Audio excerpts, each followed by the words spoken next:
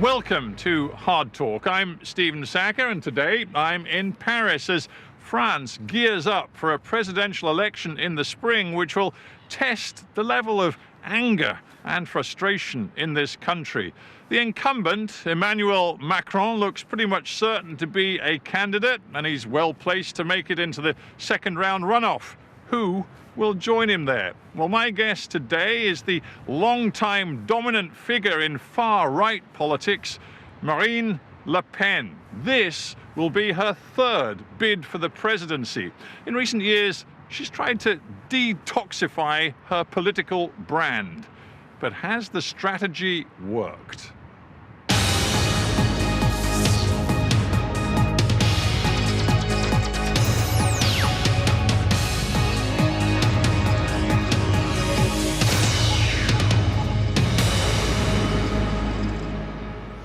Marine Le Pen, welcome to Hard Talk. Merci de votre invitation. It's a pleasure to be here. I'm looking at your political campaign. I'm thinking that every campaign needs momentum. And right now, you seem to be lacking political momentum. Why is that? Non, je ne crois pas. Vous savez, je suis à ma troisième campagne présidentielle. Et peut-être que les mouvements qui se déroulent dans le pays, vous ne les voyez pas, mais moi je les vois, je les sens. Je fais une campagne de terrain depuis 6 mois. Je suis au plus près des Français, dans l'ensemble des départements de France. Je vais continuer à le faire dans les 2 mois qui viennent, parce que je ne suis pas une candidate de plateau, je ne suis pas la candidate des grandes villes, je suis la candidate de la France des oubliés. Et c'est la raison pour laquelle aujourd'hui je suis donné au second tour. But you have been dealt several very severe political blows in recent days. Perhaps the worst of all was when your own family, your niece Marion Maréchal, she declared that she could not support you. She was actually going to support the other far-right candidate in this election, Éric Zemmour. She said that you had lost your vision. You had a lack of logic and vision in your campaign. How did that make you feel? Bon, c'est toujours douloureux, vous savez, quand des divergences s'expriment publiquement dans une famille. Il n'en demeure pas moins que nous avons des divergences avec Marion, je les assume. Marion fait le choix d'une forme de conservatisme. Qui n'est pas le mien. Moi, je suis à la tête d'une grande force populaire et je ne mène pas de guerre religieuse. Il n'y a pas dans mon projet un projet de conflit, de civilisation, ni de conflit entre les religions. C'est incontestablement un sujet qui nous sépare et puis nous avons un certain nombre de divergences également sur le plan économique. The truth is, Éric Zemmour has made French people question what you really stand for. You used to say some of the things that he says, but you took a decision years ago to moderate your language, to stop using some of the language about migrants, for example, about Islam, that Mr. Zemmour still uses today. You backed away from some of that language, but your own father said recently that this policy of yours of adapting, of a rapprochement, as he put it, with mainstream power, it is being punished by people on the right who no longer know what you stand for. Non, mais je pense que les Français savent très bien où je me situe. Je ne veux pas rajouter de la fracture à la fracture. Je ne veux pas tomber dans l'outrance, je ne veux pas être porteur de violence, je ne veux pas être porteur de brutalité. Voilà, c'est mon choix. Je pense que la France a besoin en même temps de fermeté, a besoin de courage, a besoin qu'on règle ses problèmes, mais a besoin qu'on le fasse avec une sérénité, sans excès et sans faiblesse. Alors certes, Éric Zemmour fait le choix, lui, du buzz, des provocations, de la brutalité, de la division. Ça n'est pas mon choix, je l'assume. Et je pense que précisément les Français sont en train de voir la différence qui peut exister entre quelqu'un qui a travaillé son projet depuis longtemps, qui a la volonté de gagner, et quelqu'un qui est là peut-être uniquement pour la communication. Can I just be clear then? Are you saying sorry for some of the things you used to say in the past that were deeply divisive and polarizing. In the past, even 6 or 7 years ago, you were describing migrants as bringing filth, crime, poverty and terrorism to France. Are you saying that that language was wrong and that you regret using it? Je vois que la BBC est toujours aussi caricaturale. Je n'ai jamais dit cela. Monsieur, c'est bien d'ailleurs ce que les gens qui sont en train de partir me reprochent. J'ai toujours lutté contre l'immigration. Je pense que l'immigration est un problème majeur pour notre pays, majeur. Car évidemment, il y a un lien entre l'immigration et l'insécurité, l'immigration notamment anarchique, massive, clandestine. Je pense d'ailleurs que je ne suis plus la seule à le dire. Tout le monde aujourd'hui l'admet. Je pense que l'immigration massive entraîne des problèmes sociaux, entraîne des problèmes culturels, entraîne des problèmes identitaires, entraîne des problèmes budgétaires. Je continue à le dire et je continuerai à le dire parce que c'est la vérité. Bon. Mais je suis étonné que la BBC aujourd'hui me fasse le reproche d'être trop modérée. Là où hier, elle me reprochait de ne pas être assez modérée. Donc moi, je n'ai pas changé, mais vous, vous avez l'air d'avoir changé en revanche. Well, I'm not criticizing you for too moderate. I'm exploring whether the French people really understand what you are for anymore. Because they have a candidate, Mr. Zemmour, who is saying, we cannot accept any more Muslim migrants in this country. Indeed, we need to think of ways of sending them home. He talks about replacement, which is a concept white supremacists use around the world, a fear that Christian civilization is being overtaken by Islam. If they want that kind of politics, they've got Mr. Zemmour. So what, if you are still concerned about migration, what is your message? Mais non, monsieur, vous avez une vision qui est trop binaire.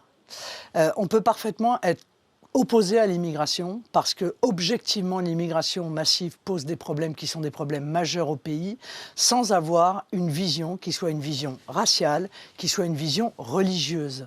Je veux dire, c'est là où c'est vous qui, en quelque sorte, faites une caricature. Moi, je suis profondément opposé à l'immigration. Et vous savez quoi ? Je suis allé il y a quelques semaines à Mayotte. Mayotte est une île de l'océan Indien qui appartient à la France.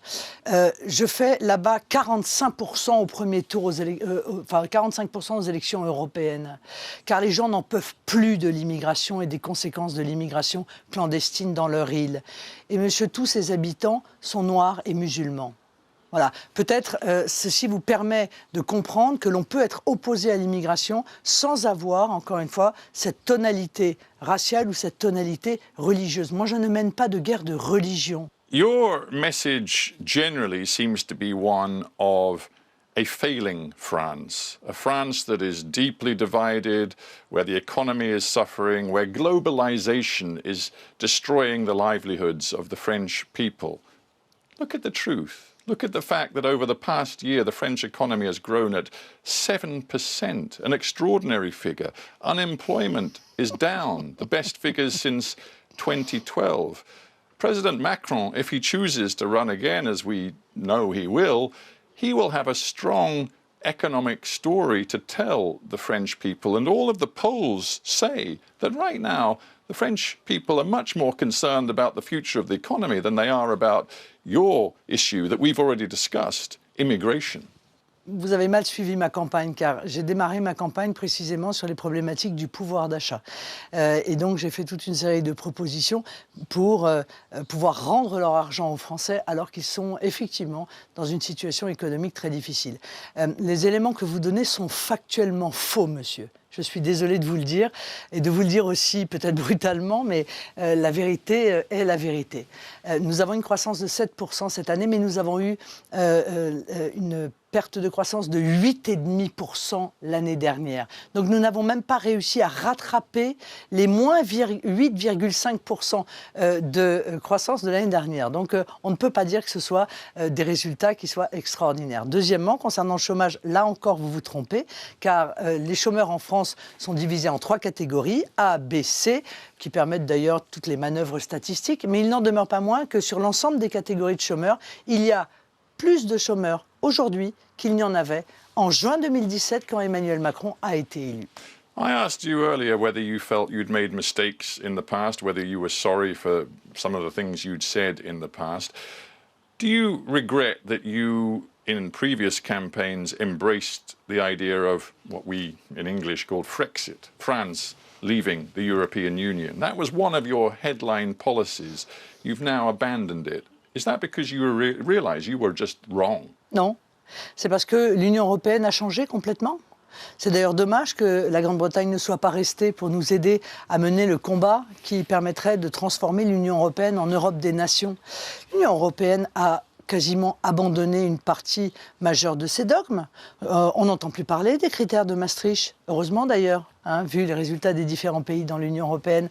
La Banque centrale européenne s'est mise à fabriquer de la monnaie et à en distribuer assez largement dans l'économie, alors que c'était interdit par les traités normalement. Donc la PAC, par exemple, est en train d'être en partie renationalisée. Donc en fait, en réalité, l'Union européenne est en train de nous donner raison. Et c'est parce qu'elle est en train de nous donner raison que nous avons pris conscience que, comme nous avons des alliés dans l'Union européenne, nous avons la possibilité de changer la nature de l'Union européenne. Moi, je ne suis pas contre l'Europe. Moi, je suis heureuse qu'il y ait une Europe, mais je veux une Europe des coopérations librement consenties. Je veux une Europe des nations libres et souveraines. Donc c'est vers cela que nous poussons et que nous travaillons pour transformer une Union européenne qui est rejetée par les Français. Your vision of what's happening in Europe is very different from many Europeans' vision of what is happening. There is a collective response to the COVID crisis, which involves new economic cooperation, integration within the European Union.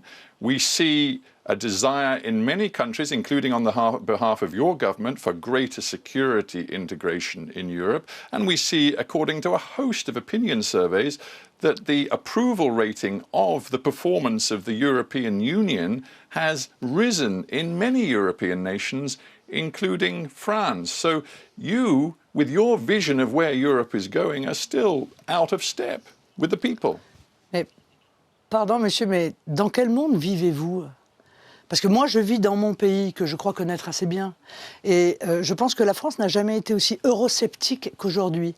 Et il se trouve qu'elle est le pays le plus eurosceptique de tous les autres pays.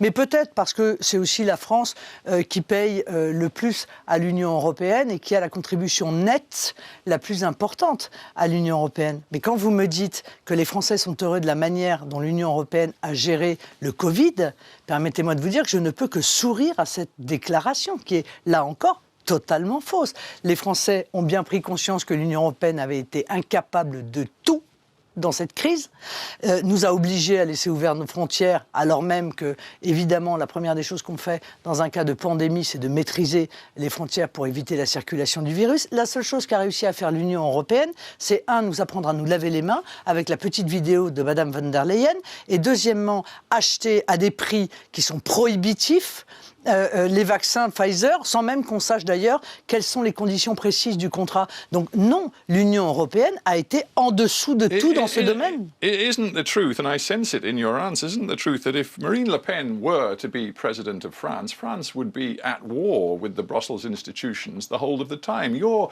great friends, the political friends you have in Europe are, for example, Viktor Orban in Hungary, the Polish government. You regard them as your friends. They are at war with the Brussels institutions. Do you think the French people really want to turn France into the same sort of political enemy of the Brussels institution that we see in Hungary right now? Pardon, monsieur, là encore, votre vision est totalement biaisée. Ce n'est pas la Pologne ou la Hongrie qui sont en guerre avec les autorités bruxelloises. Ce sont les autorités bruxelloises qui sont en guerre contre la Pologne et la Hongrie. The Polish government has just been fined by the European Union. Oui, et c'est une honte. Car, encore une fois, nous sommes des vieilles nations. Nous nous sommes battus. Nous sommes morts, nos parents, nos grands-parents, nos arrière-grands-parents, pour que nous restions des pays libres. Nous sommes attachés à nos libertés. Et aujourd'hui, laissez-moi terminer ma phrase. You don't feel you can now tell the French people you would leave the European Union, but you seem to be telling them you would run a permanent war with the European Union. Ayez la courtoisie de me laisser terminer ma phrase, s'il vous plaît. Merci.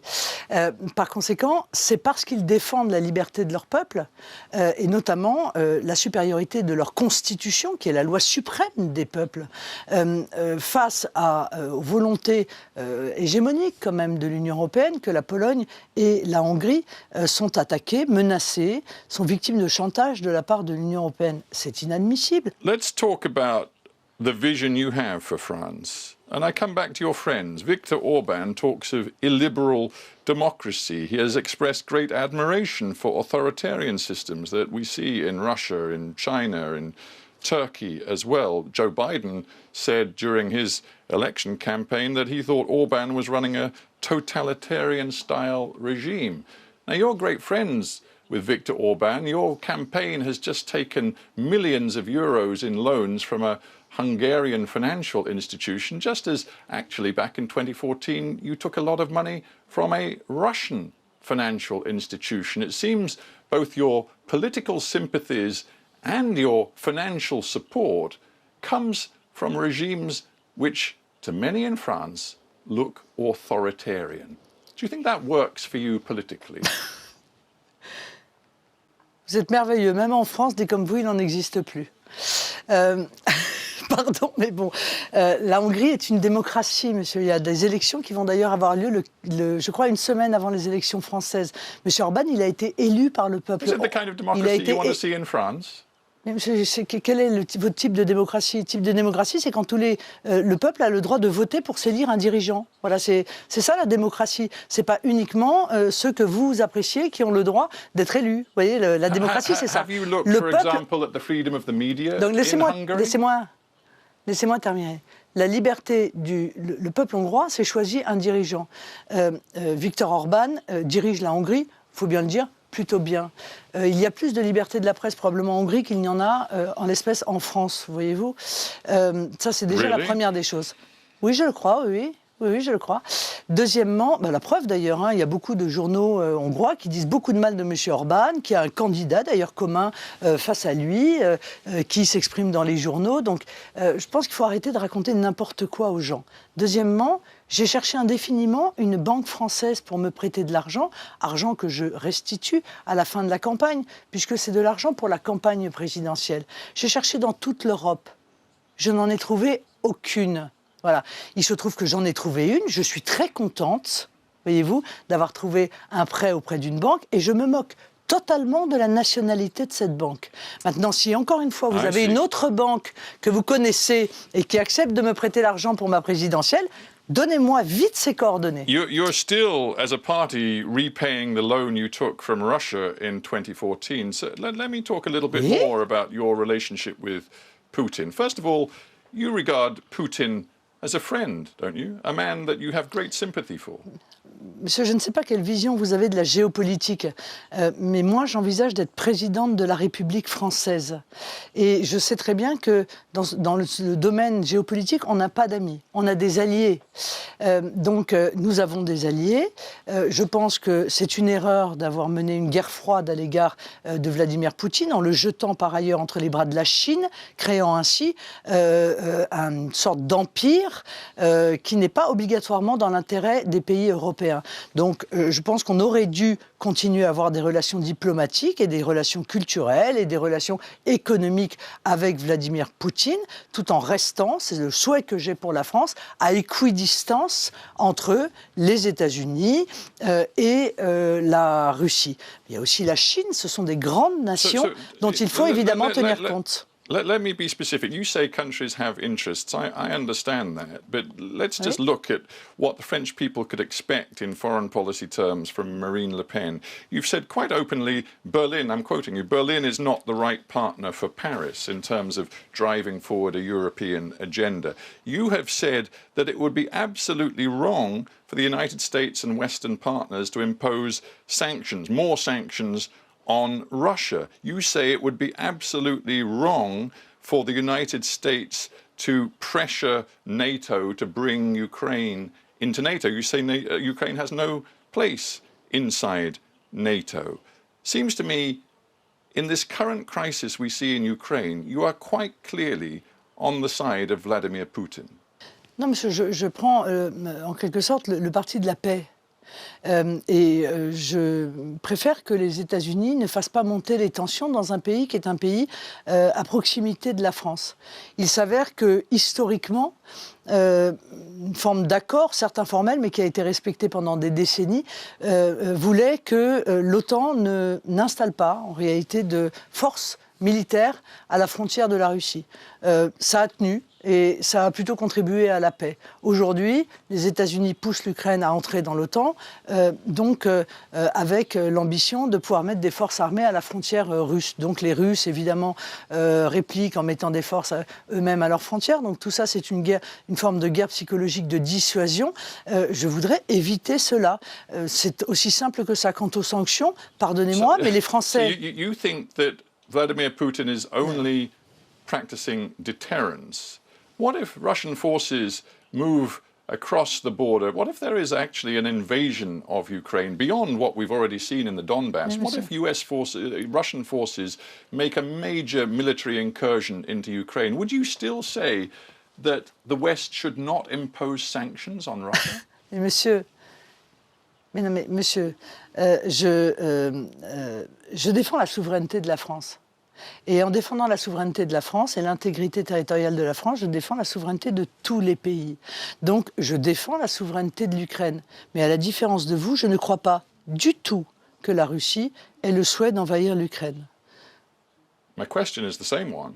If Russian forces go into Ukraine, will you support sanctions? Je crois vous avoir... Joe Biden wants the most punitive sanctions, severe economic measures. Would you support them? Oui, mais Joe Biden est en situation de très grande faiblesse politique. Donc, il fait ce que, en général, font les États-Unis quand les dirigeants sont en grande faiblesse politique, à savoir trouver un ennemi, et si on n'a pas d'ennemi, essayer de s'en créer un. Bon, je ne suis pas dupe de cette situation. Donc, je vous réponds, mais puisque vous n'avez pas compris ma réponse, je vous la reformule à l'envers. Je ne pense pas que la Russie ait le moindre désir d'investir l'Ukraine, mais si elle le faisait, bien entendu, je défendrais la souveraineté de l'Ukraine au même titre que je défends la souveraineté de la France. C'est plus compréhensible comme ça? Voilà. Madame Le Pen, before we end, I'd like to get a sense of what you feel you have achieved in French politics. Politics is about winning, and you haven't won. This is your third presidential election campaign. You've lost two. The polls suggest you're not going to win this time either. Méfiez-vous des sondages. Vous devriez être bien placé pour savoir qu'il faut se méfier des sondages. I accept that. We should be careful. But I'm just wondering, for you, does it feel like this has to be the last campaign? If you can't persuade the French people this time around of your vision for the future of France, will it be time to take the Le Pen name out of politics? Monsieur, regardez comme nous sommes performants. Malgré le fait que nous n'ayons jamais gagné, vous avez raison de le rappeler, nous avons enregistré des dizaines de victoires idéologiques dans les 20 dernières années. C'est grâce à la puissance intellectuelle et politique du Rassemblement national que le sujet de l'immigration est devenu le sujet central, repris par l'intégralité des mouvements. C'est grâce à nous que la mondialisation sauvage est rejetée aujourd'hui par les Français. C'est grâce à nous que la vision qu'ils ont de l'Union européenne n'est pas une vision optimiste comme ils pouvaient l'avoir il y a quelques mois. C'est grâce à nous que le sujet de la laïcité auquel nous sommes si attachés en France est revenu au centre de la table. C'est grâce à nous qu'un sujet comme le localisme, par exemple, est sur la table. Nous avons en réalité contribué à mettre sur la table tous les grands sujets politiques dont discutent aujourd'hui les responsables en France. Donc c'est déjà une grande victoire. Vous imaginez quand nous allons gagner, ça va être extraordinaire. Marine Le Pen, it's been a pleasure talking to you. Thank you for being on Hard Talk. Merci à vous.